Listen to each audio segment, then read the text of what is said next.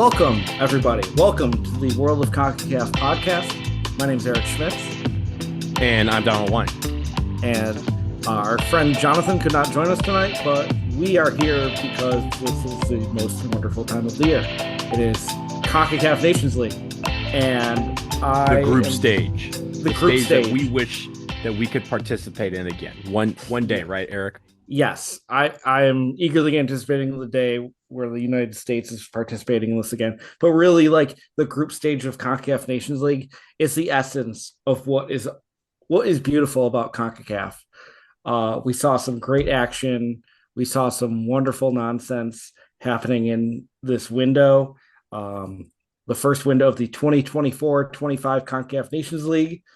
And I think we just need to recap it. Recap all of the nonsense for those of you who did not consume all of it like we did. So the great thing, though, and I want to shout out Paramount Plus and CBS for how they were able to stagger a lot of these games. It felt like a point, Eric, where there was a couple of windows where there was like more than two games going on.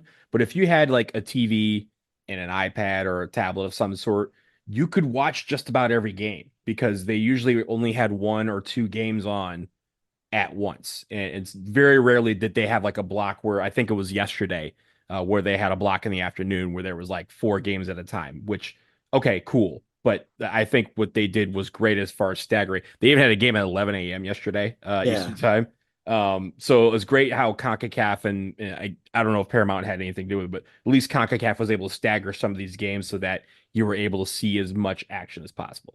Yeah. And I mean, before we get into what actually happened, I think related to that, we did see some players actually complaining about the game times because you're playing games in the afternoon. It is September. Like, I don't know if you're familiar with September in the Caribbean, but it is still hot as shit during the day. And muggy and sticky and sometimes and wet. Sticky. And you've got multiple games within a couple days span. And it's not necessarily the best environment for top level soccer. And this was the first window of CONCACAF's new pods where League B and League C were playing in central sites. So and that had a lot to do with it because obviously it had a lot to do with those teams can't play at the same time. Yeah. They've got one good field on the island, and maybe or maybe not lights.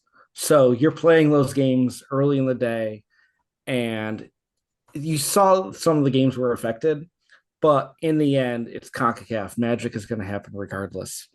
Yeah. So I think right now we just need to kind of recap. We'll go through each league. We'll talk about what the standings are halfway. Well, for League A, it's halfway through the group stage. For Leagues B and C, it is a third of the way.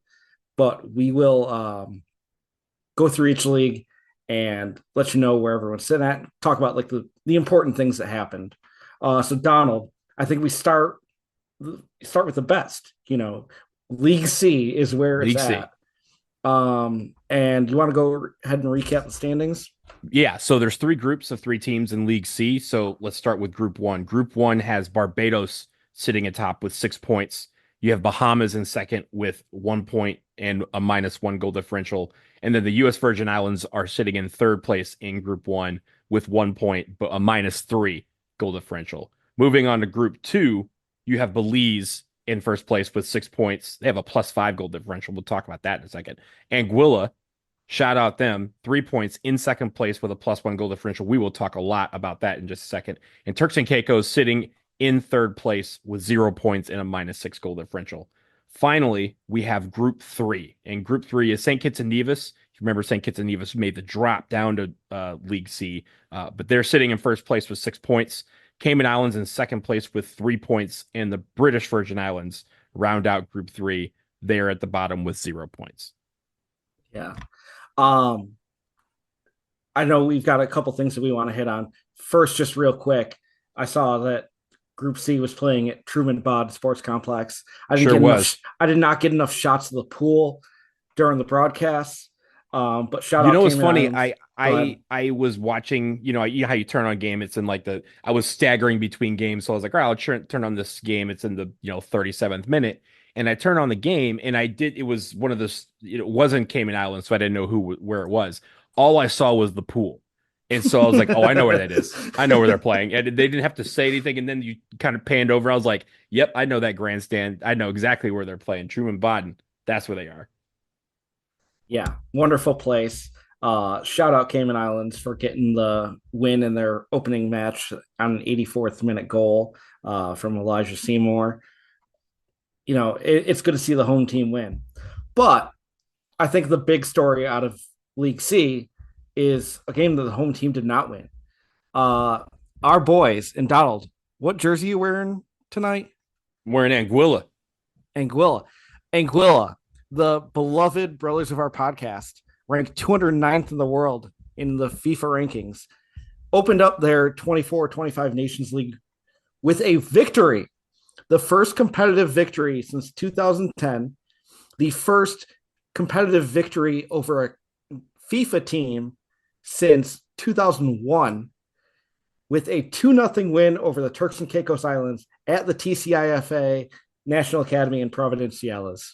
And I believe their first ever away competitive win, right? Yes, that's true. So also shout out the bottom of the standings because it was very good window for the very bottom teams. Anguilla gets their first win. San Marino gets their first win in 20 years. They're the only team I think ranked lower than Anguilla is. So it was a magical day, and the score line I think was even more impressive. Yes, no, for sure. We try to be CONCACAF focused here, but I think it's CONCACAF. It puts into context to see that it's like Anguilla, they got that win, but then like San Marino is always saying, "Oh yeah, we're better than this." They tried playing St. Kitts and Nevis and being like, "Oh yeah, we can beat CONCACAF teams." They couldn't. Got mollywopped too. Yeah. Yeah, but it's good to see San Marino get it. Like these bottom end teams, like this was a great window for the bottom of the FIFA rankings. And it's going to be really interesting to see with the new calculations where they are going to fit because, yeah, Anguilla got a competitive win over a team ahead of them in the standings. 2-0 win. They got the goals from Jermaine Hughes and Lamar Carpenter in the second half to get the victory. Just a wonderful day for soccer in Anguilla. And I think the other thing, right, is, Anguilla was always at the bottom of the standings, not necessarily just because they were losing, but because they also didn't play a lot of games, right? They'd play like, before Nations League, they'd play 2 games a year, maybe. Or there'd be years that go by where they didn't play because nobody wanted to play them. And at least with San Marino, they're losing every window, right? They got 2 games every window, they're losing them at least until this window. And so they were at the bottom because not only they had volume and all the losses to pile up.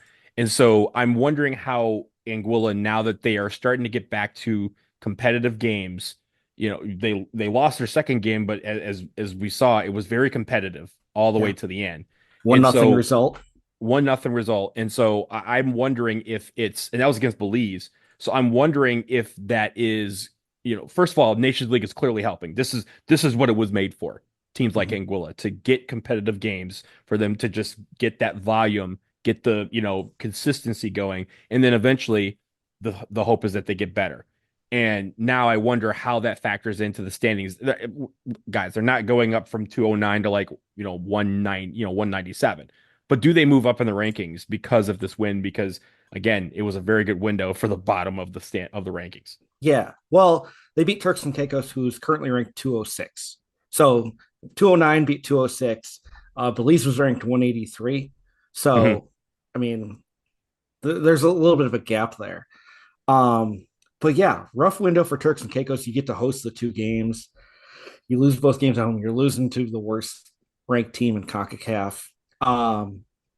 Do want to shout out low. I don't know if for those of you that saw the highlights from that Anguilla victory, the first goal kind of rough. Keeper bobbles it, just leaves it on a platter, get punched in. Did you see that Turks and Caicos keeper was Samuel Harvey, 14 years old? Yo, He was born on October 15th, 2009. Do you remember? I'm keep talking I because I'm pretty sure that that date is very important. And I'm going to look up this game because I it mean, is right around the time. I could believe it's important. Like I mean, I've got half my closet is probably older than that kid. Okay, okay, I'm ready. I'm ready to blow your mind. All right, let's see it. The Charlie Davies game here in DC. John Bornstein. That game was the day before he was born. Oh my god. He was not alive to see that magic because he was coming the next day. We Harvey, I looked it up. He plays for Cheshire Hill Pirates FC. We're gonna when we do we haven't done Turks and Caicos yet, but we're still saving that for real team or fake team because Cheshire Hill Pirates. That's And there badass. is looking back, there is a Lawrence Harvey that played a couple matches for Turks and Caicos. He was England born, but represented the Turks and Caicos in 2004, I want to say. I don't know if they're related. But it would appear that they could be, right? They're in that range where not necessarily, I mean, I guess father, son, but also could be like uncle, cousin, what have you, some sort of relative. But yeah, when I saw the name Harvey, I was like, hold on, this kid, I mean, literally my legal career is older than him. I mean, That's yeah.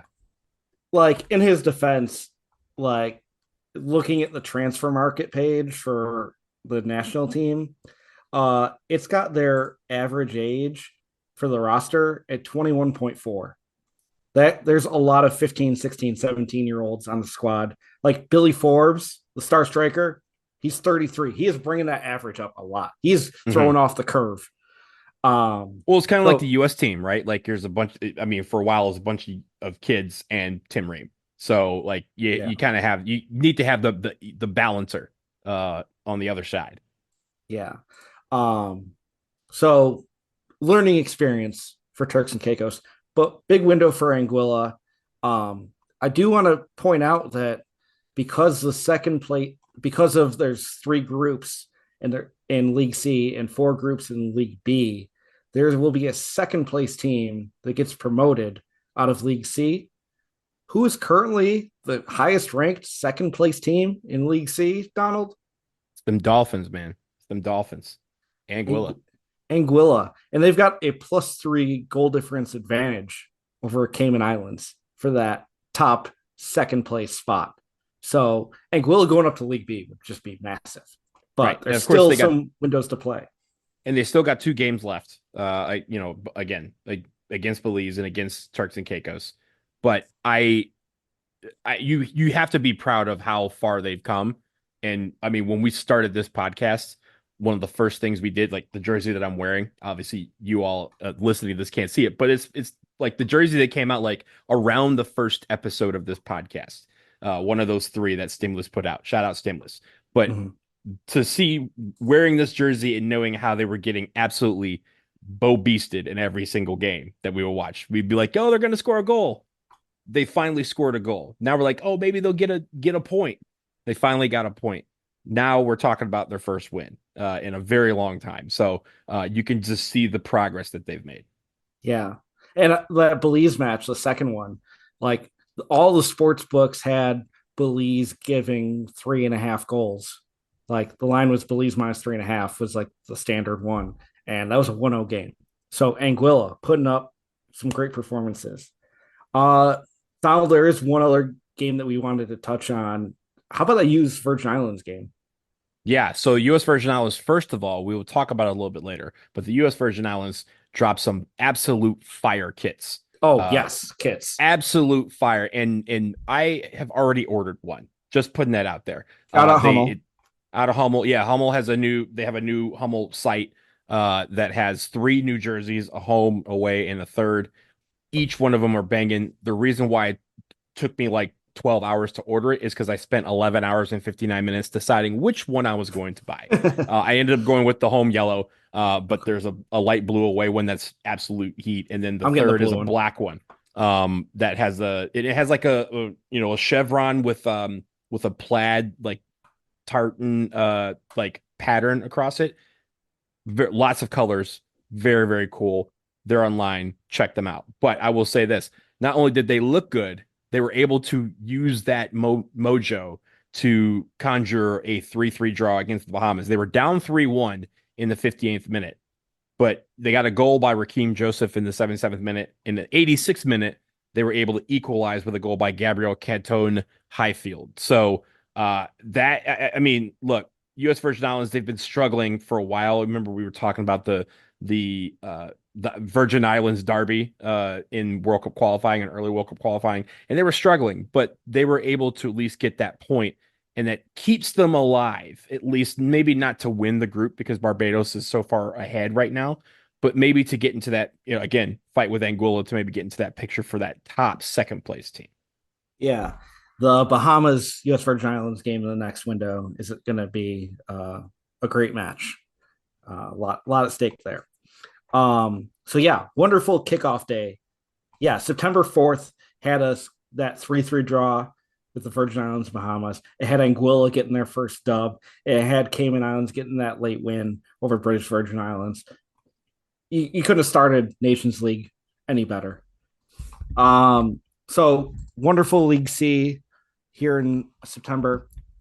Let's move on to League B. League B, we've got four groups. We'll just run through the standings real quick. In Group A, we've got El Salvador leading the way with 6 points. St. Vincent and the Grenadines, shout out Vincy Heat. They've got 4 points.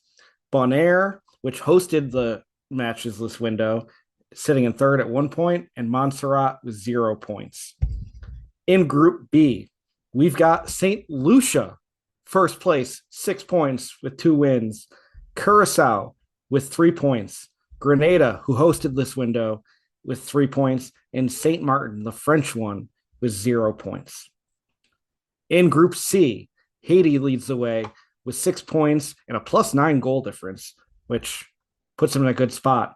Puerto Rico sitting on 3 points after hosting this window.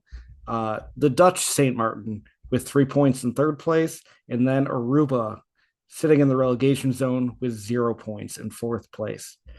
And finally, in League B, Group D, we've got the Dominican Republic with 6 points, Bermuda with 3 points, Dominica with 3 points, and then Antigua and Barbuda, who hosted this window, walked away with 2 losses and 0 points and sitting firmly in the relegation zone.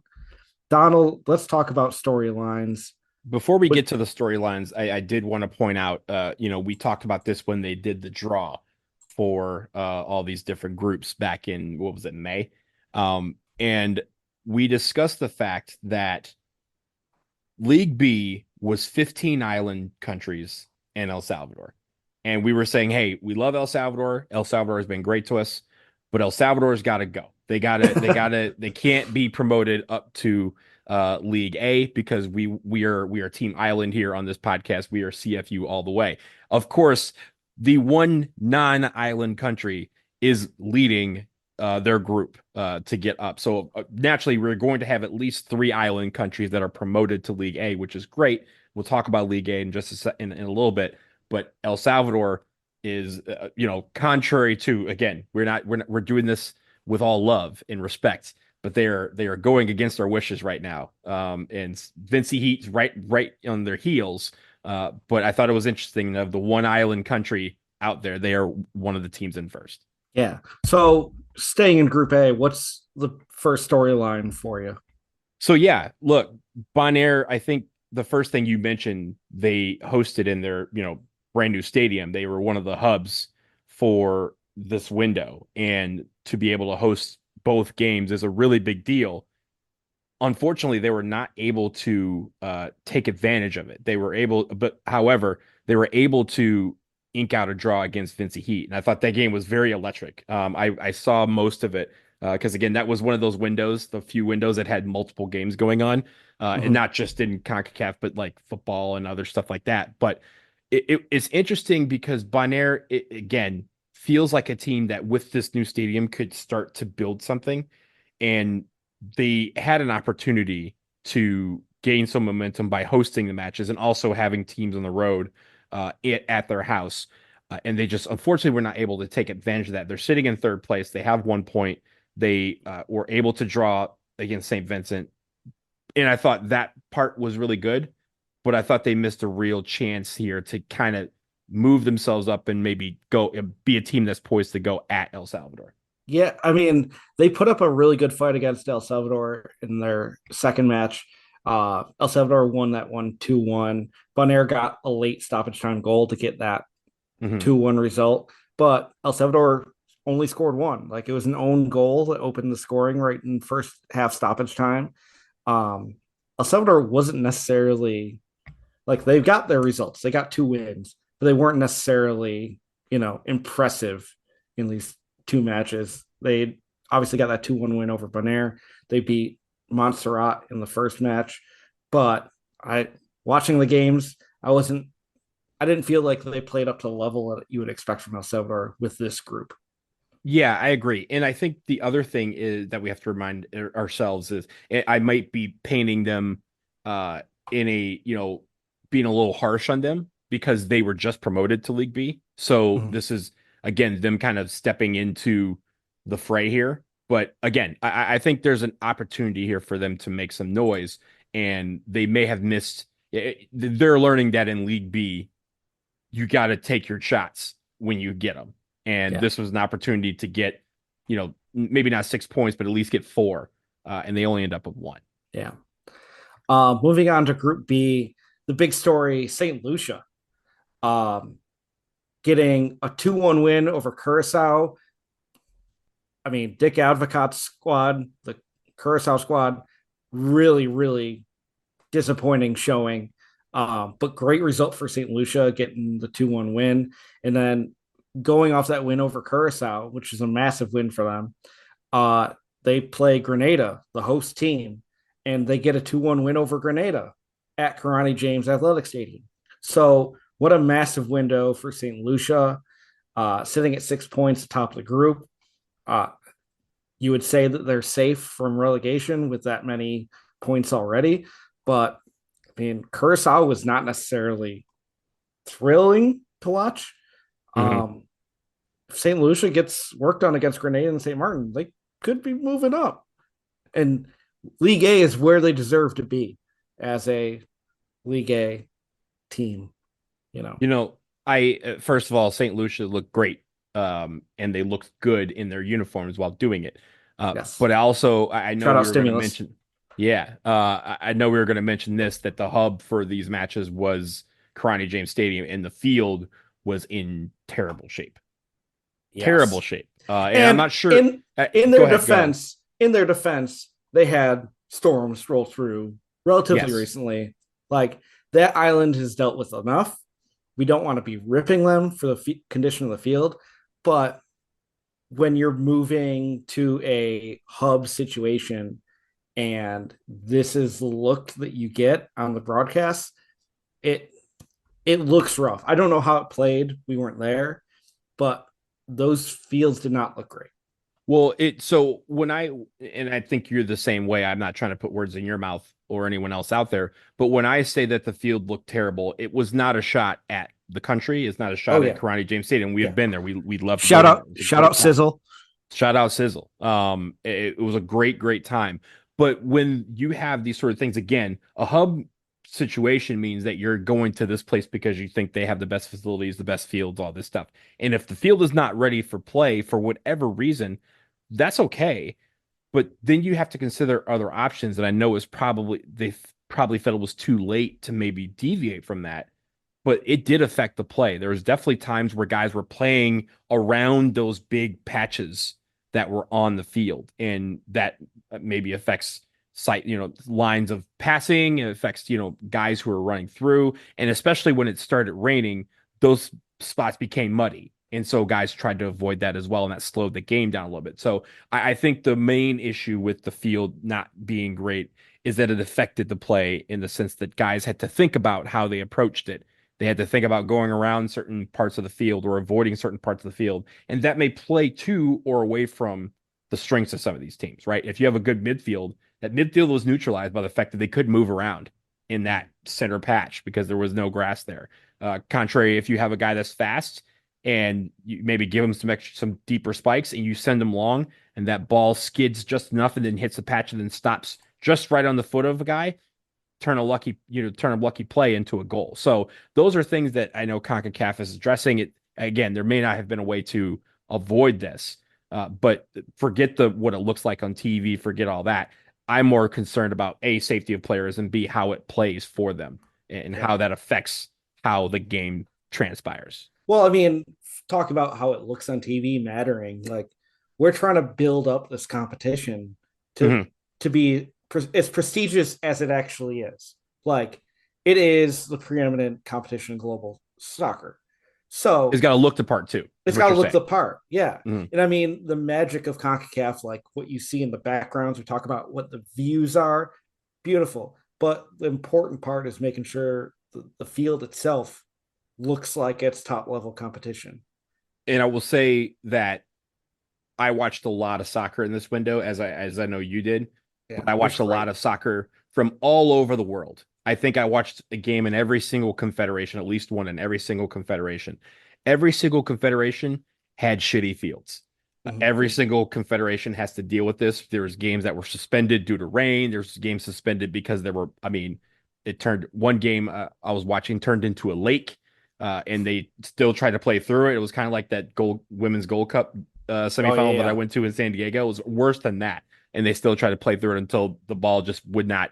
If you tried to kick it, it wouldn't yeah, go anywhere.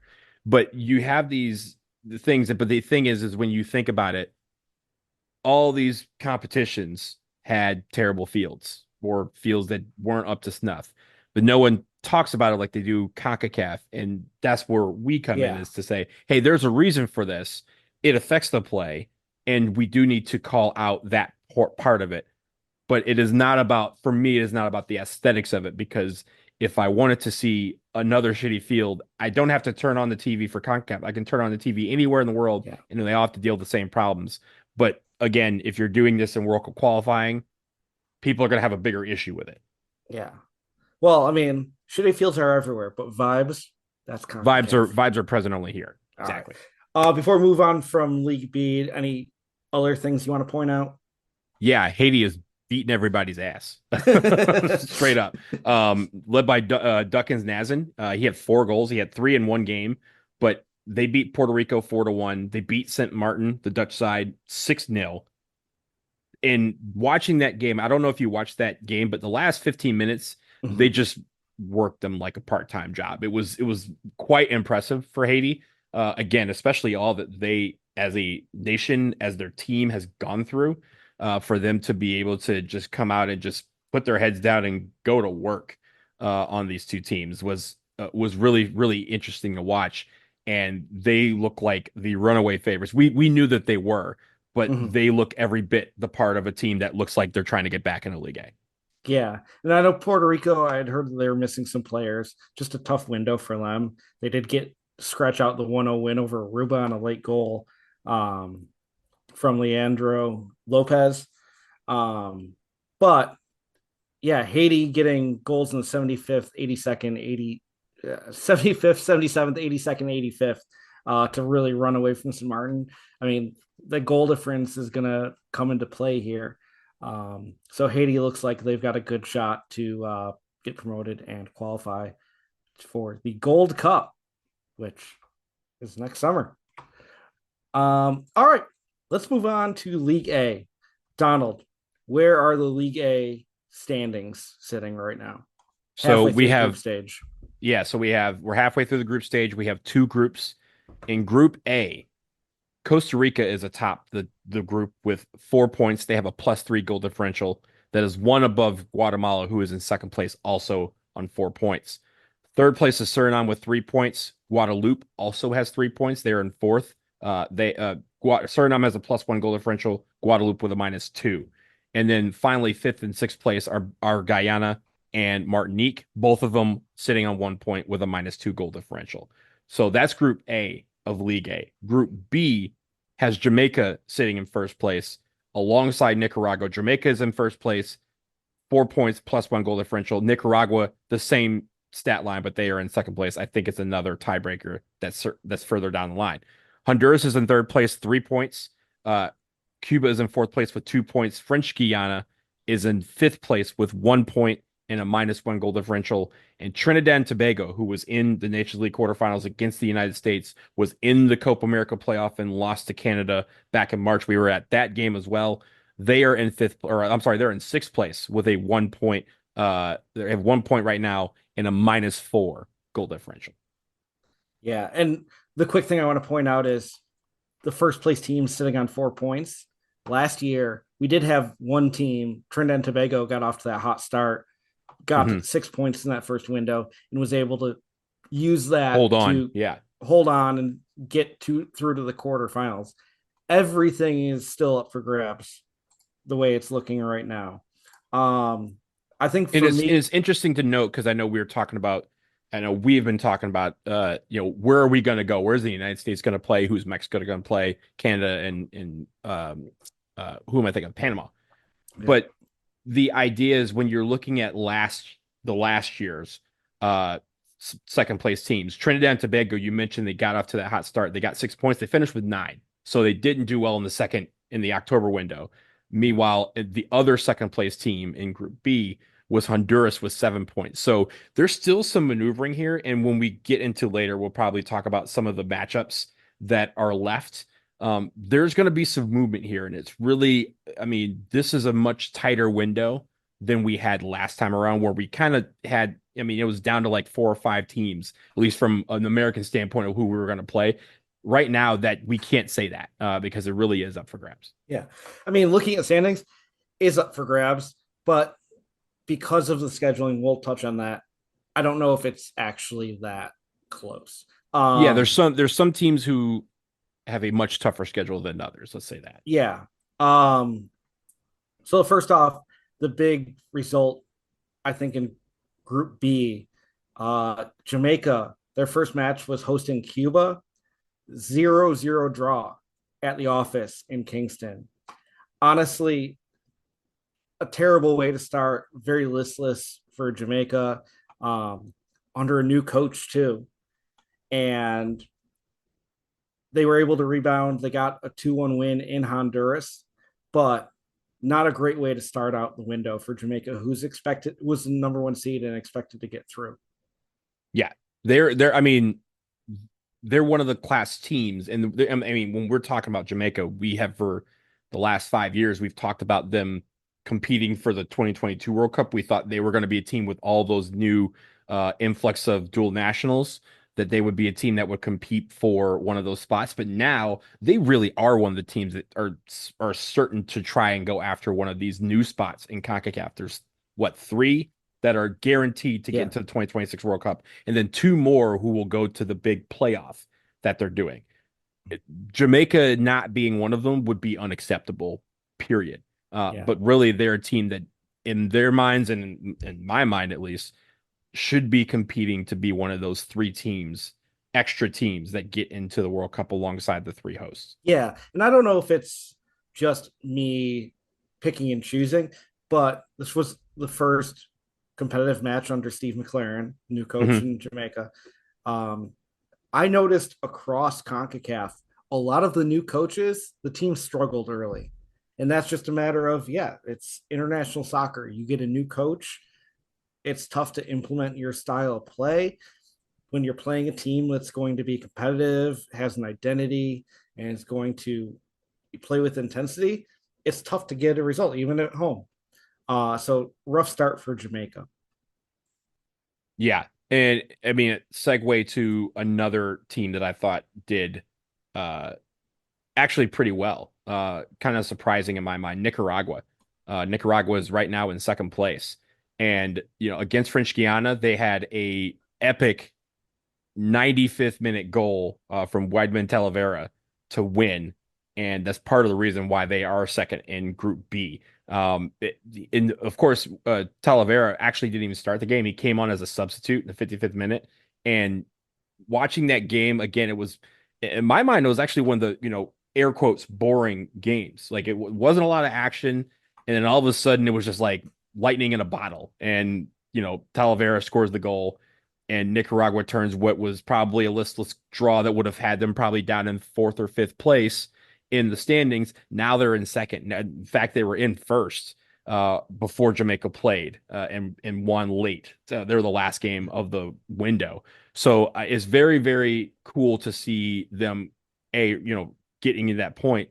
But also, it's a team that, we talked about them having the ineligible player. We just had the laser focus against them. So it's a little bit more front of mind to watch them. So I'm glad that they are doing well. And again, when we talk about the schedule, will they maintain it is the question. There's a lot they got to do. There's a lot of work they have left. Yeah, I mean, this could have been a very different window for Nicaragua outside of stoppage time at the end of the match. They get the 95th minute winner to get a 1-0 win over French Guiana. And then their second match in Cuba, they're down 1-0 heading into stoppage time. And you get a 97th minute equalizer from Harold Medina. And all of a sudden, Nicaragua is sitting in second place and potentially advancing to the quarterfinals. And just two magical moments that dramatically changed the window for Nicaragua. The other game that I thought was entertaining that I ended up watching for a 0-0 draw, I felt like there was a lot of back and forth. Trinidad and Tobago, French Guiana, ending 0-0. One of many stoppages we saw this window where the lights went out in the stadium. They actually played this one at Dwight York Stadium in Bacalet, which is on Tobago. So it's not even playing at their main stadium, not even playing Cuba or anything on it. Like, it was a very different atmosphere for Trinidad and Tobago. And they go to this smaller stadium on Tobago and the lights go out in the middle of the game. Very Concacaf-y. That it probably didn't even phase either team because it's something that we're used to watching. Yeah. It's something that we're used to seeing. We've been to places that don't have lights. So like, they're like, hey, lights can't go out here because we don't have them. So it's interesting. Also, I thought the going to Dwight York Stadium was an interesting choice for them. They don't play in Tobago much. There's not as many, Trinidad obviously has the big population, the island. Port of Spain has the big population, but it's I think Port of Spain is one of the most populous cities in the Caribbean. And so it makes a lot of sense to play there all the time. And it makes a lot of sense to even sometimes to go to Cuba, which is, not that far away. So in a way, it's kind of a gamble for them to play in Tobago. So, Well, again, the announced lights out, whatever. Yeah. The announced attendance was 2,100. So I'm sure they could have used more ticket sales. Yeah. And that's whatever, right? Because I mean, Housley Crawford is what, 18,000 or something like that now. Yeah. And they've scaled that back over the years because, in 1990, I think it was 35,000. Now it's down to, now it's half that. And of course, last time we were there, not as many, there was not a lot of people there at that match either. But I think it's more about Trinidad and Tobago just not really having a lot of momentum, right? You would think that them getting to the quarterfinals and then potentially almost getting into the Copa America would have been enough to kind of help boost things. But it's almost like they are treating this the way other people are treating friendlies. And they're just kind of like, yeah, we're not really concerned about this. Call us when you get good. And they tried to, bring in some new fans by moving it to the other island. And, not a lot showed up, but they also get the draw. So, I guess all's well that ends well, I guess. Yeah. And I guess we should talk about now, like where we stand with the two groups. Because as you know, the top two teams will move on to the quarterfinals. The lowest ranked second place team will play Mexico. The highest ranked second place team will play the United States. And then the top ranked teams will play Canada and Panama as well. Right now in Group A, we've got Costa Rica number 1, Guatemala number 2. And in Group B, we've got Jamaica at number 1 and Nicaragua at number 2. Now, because of goal difference, all 4 teams are sitting at 4 points. So the current standings are: you've got Costa Rica, the number 1 overall, with a +3 goal difference. You've got Jamaica as the second best first place team with a +1 goal difference. And then of the second place teams, the third ranked team would be Guatemala with Hmm. a +2 goal difference, and Nicaragua with a +1 goal difference. Now, because of the insane Swiss style scheduling that CONCACAF has decided on under this current format of Nations League, you've got some really interesting matchups in this October window to look forward to. And I hope we'll do like a massive preview before the window, but I think it's worth talking about now. What sticks out to me, talking about how compressed all of the standings are. So because the Swiss style scheduling, Cuba and Trinidad and Tobago will play a home and home in the next window. Trinidad and Tobago has not looked great. Cuba has gotten some results. If Cuba can find a way to get 2 wins over Trinidad, they're sitting on 8 points, which might be enough to get them through from a position where they haven't won a game yet. Donald, is there a matchup or a team that you've got your eye on for this October window? Well, first of all, I think when you look at who everyone has to play, if you lay that out, which I obviously have, and you compare Group A to Group B, they look very similar. Yeah. In the fact that the fourth place team and the sixth place team in both groups have a home and home next month. On the other side, it's Guadeloupe and Martinique. They're playing a home and home next month. So it's interesting how that worked out. Consequently, you also at the top you have Suriname who has 2 home games next month, and then you also have Nicaragua with 2 home games next month. But then conversely, you have Guatemala and Honduras who are on the road twice. And I think that part is interesting because I'm sure that they're leaving out, they're hoping that they can get a bunch of points, but they may be lamenting some of the points that were left on the table this month because they have to go on the road and try to grind out 2 results to keep pace with some of the other teams that are around them. So, if you're looking at some of these teams, right, Suriname playing at home twice, especially how difficult it is for teams to get there, that poses an advantage to them. And maybe they capitalize on that and move up from third place into one of those top 2 spots. You mentioned Suriname, and it reminds me that we forgot to talk about something in the storylines. Did you see the halftime of the Guyana Suriname match that they had to delay the second half because the president of Guyana arrived in a helicopter on the Yes. field? I saw that. It was well, it was one I'm of those sorry to games our that audience for not mentioning that sooner. That should have been a no, headline top story. no, it skipped my mind because when it was a halftime, right, I like kind of like would deviate to another game and kind of again, I had like a huge setup going on. So when that was happening, I kind of muted it and then like turned my attention to a game that was on my TV or something like that, right? And then when I look back, I was like, what's the helicopter doing there? Like does somebody get airlifted? Like what's going on? Nope, it was the Mm-mm. president. Yeah. So hey, again, CONCACAF, you never knew. He didn't drop money from there, like we've seen in some games. It was Guyana. That was Guyana's president, not Suriname's president. So Yeah. Well, yeah. also LA, Las Vegas Lights do it too. Like they used to do it every game. They used to have llamas on the field and shit. So, yeah. Again, CONCACAF, anything can happen, but did not think that a game would be delayed because the president decided I would like to come. And the only way I can do this is to land my chopper. Yeah. As you might have known from our CONCACAF laser focus on Guyana, there's a lot of oil money going on now. So now the president's flying around in a chopper. It's like, Yeah. yo, I can make the second half. We can get there. It's a Hmm. big game. It's Nations League. I got to be there for my country. So he was one of the 500 announced in attendance Yeah. for that match in Leonora. Um, any closing thoughts on the September Nations League window? I this time last year was about the time that we were kind of like gambling on where the United States would play. I can't gamble on what's going on Oh right yeah, now because it's too close.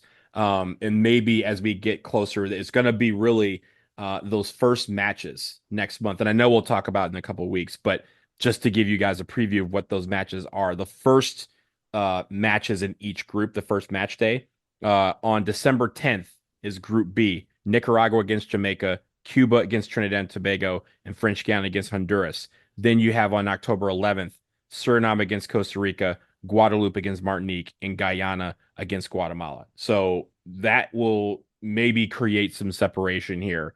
And at least for American fans, Mexican fans, Panamanians, and Canadians, they will start to be able to see kind of how this might shape out. Not like to a T, but at least maybe get some sort of separation from the peloton and the rest of the pack. That's what we're looking for here. But again, we will talk about that a lot later. I think it's going to be interesting how those games really play out because, some teams could put themselves in prime position and some teams could throw themselves right back out of it. Yeah, for sure. Well, we look forward to the Nations League window in October. We look forward to the Nations League quarterfinals in November. And getting his first, we should talk about the other big story of the four non competing, the four people with four teams getting a bye to the Nations League quarterfinals. The U.S. hired a coach finally. Mauricio Pochettino finally under contract and announced as the next U.S. men's national team head coach. Donald, you want to talk about how you feel about it? Yeah, it's funny. I'm not an EPL. I don't have an EPL team, so I don't have the biases that other people do when they talk about Mauricio Pochettino. Of course, he spent a long time at Spurs. He spent some time at Chelsea, uh, been to PSG, Espanyol, Southampton, before he came to the United States. And so when I think about him playing, he's played in some, he's coached in some big games, right? He's Argentine. He's played in some big games. He's a big name coach, and a lot of fans wanted a big name coach. Did they maybe want this guy? Maybe not, but I think he's as great a hire as you could possibly get. He's making $6 million. So, Mauricio Pochettino, if you'd like to sponsor a pod, Concacaf, add us at Concacaf, because apparently you got some bread that you can distribute. But I think the United States is in a bind here because they need to really show that they are ready to host the World Cup. And for some reason, over the last couple of months, they have regressed quite a bit. And even in this window, they got a loss and a draw against Canada and New Zealand. That is something as the United States, when people are thinking we should be competing with the top 10 teams in the world, those two are very much not. And we were not able to get solid victories against them or even any victory against them. Pochettino has his work cut out for him to get these guys to start believing once again that they are the team that we thought they were. And that might be the biggest challenge of any coach in the world right now is to try and figure out how to make them believe that they are the kings of CONCACAF and that they are, the world beaters, that they're the only team that's ever held the Nations League trophy and ever will. Like they have to believe that again. And they have a couple of friendlies that, next month they host Panama and then they go on the road to Mexico, to Guadalajara. But then Nations League quarterfinals is in November and he gets his first taste of that. And how does he prepare for that? How does he react to that? And how does he get this team going over the next couple of years? Yeah. For me, I think this window you saw the U.S. lost to Canada and Kansas City. Very listless performance. Like the guys just were not up for it, which was frustrating knowing that, I don't necessarily think that Canada like Canada was who we thought they were. Right. And the US just came out and was going through the motions. Like you can't do that against a motivated team with a motivated coach who are out there to prove something. Like the US just showed up in their fan appreciation match and just did not look look I like didn't they feel wanted to be there. appreciated. Yeah. They looked like they did not want to be there. And I mean, it's just a friendly, it doesn't mean anything. But the vibe around the team has, from the Nations League final in March to now, like the vibes are down significantly around the US team. And you also saw like they drew New Zealand and Cincinnati, another uninspiring performance with some of the B team players kind of mixed in. Um, yeah, Poch has some work to do ahead of Nations League. There's one other thing that I think was missing from this window. It's been missing all summer from the United States men's national team. Tyler Adams. Even no, this has had nothing to do with any individual player. It's a common theme that has developed over the last few months, and that is there is no sense of urgency, and Yeah. that needs to be rebuilt. Again, you mentioned that these were friendlies and that they didn't matter. No, they matter in the sense that they're not official competitions, but they matter in the sense that I wanted to see these guys come out after what they weren't able to do in Copa America and say, hey, every game means something. Every game is important to us. And we are going to play every game like it is the group stage of a World Cup, because you could see a New Zealand in the World Cup. You can see a Canada-like team in the World Cup, and you have to be prepared.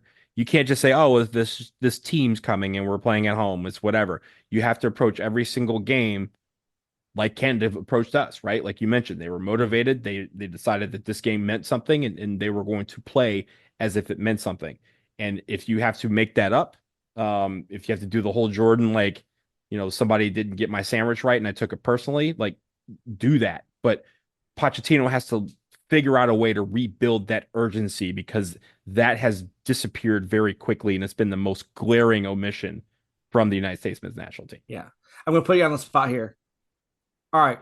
So Poch, he gets the October window, some friendlies. He gets to go to Guadalajara. November, he meets Concacaf Nations League.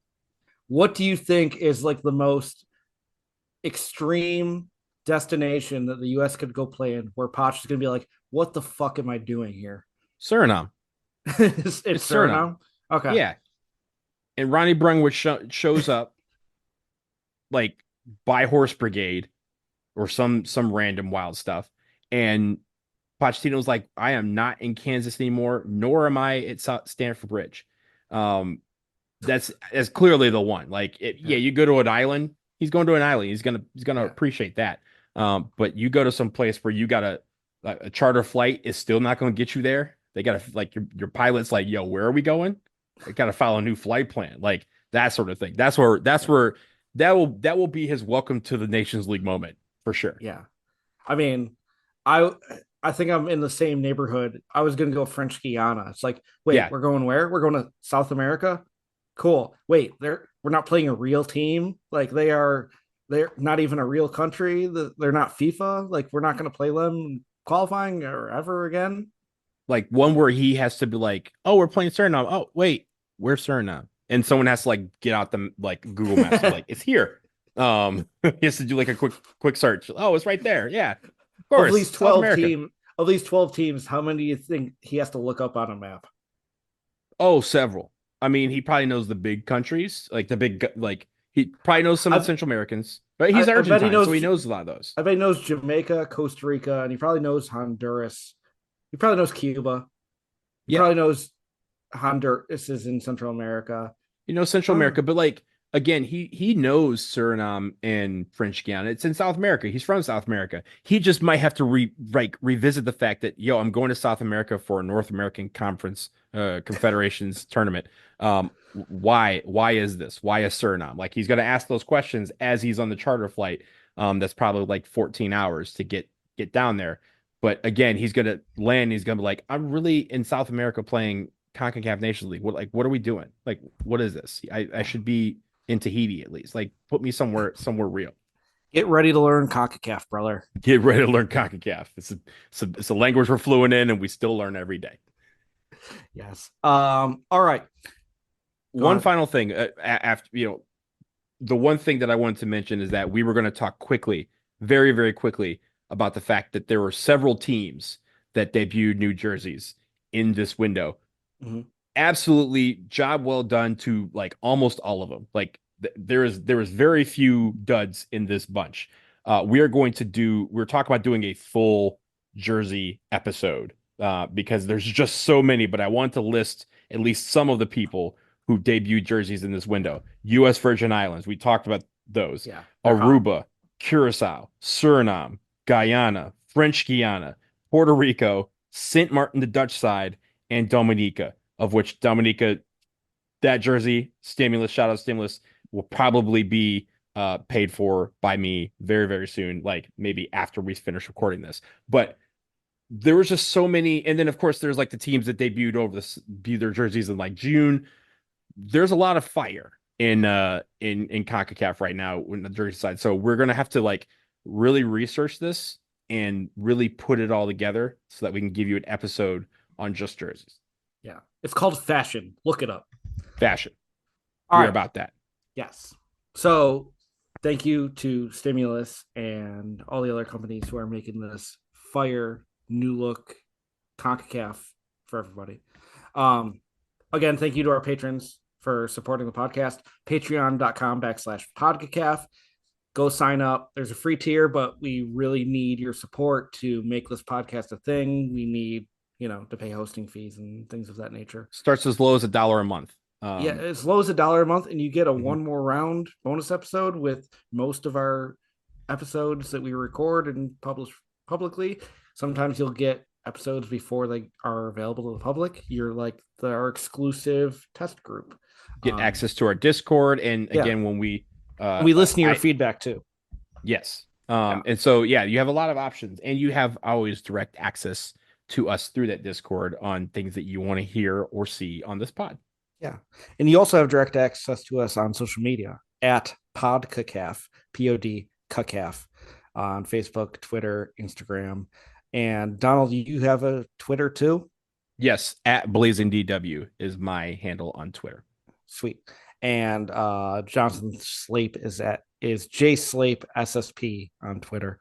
You can follow him there. We'll be back with a new episode shortly. We are already inside a month to the next Nations League window. It's a wonderful time of year. You love international breaks. I saw someone talking about how international breaks are not really appreciated enough in soccer because the storylines that you get, it's not like club soccer. You might get Leicester City winning the Premier League once in 100 years, but you will get nonsense every fucking window. In international soccer, and especially in CONCACAF, the greatest confederation on the planet. For Eric Schmitz, for Down the Line, thank you for tuning in. We'll see you soon. Hope you enjoyed the Nations League.